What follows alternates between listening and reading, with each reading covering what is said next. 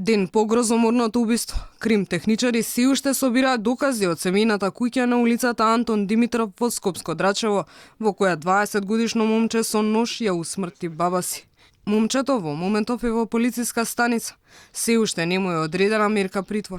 Од основното јавно обвинителство информираат дека се прибираат материјалните и вербалните докази и дека телото на починатата е предадено на обдукција. Соседите шокирани. Велат не очекувале дека некогаш мирното и повлечено момче од крајот на улицата би можело да стане убиец, но се сомневаат дека користело наркотици, а коментираат и дека постои можност да било дел од секта. Со нив многу убаво сме живееле и немавме никакви проблеми со нив. Не знам, мене просто ми изненади ова случка. Родителите треба да поведат грижа за децата моци. Прават некои чуда, слушам секти, мекти, едно друго.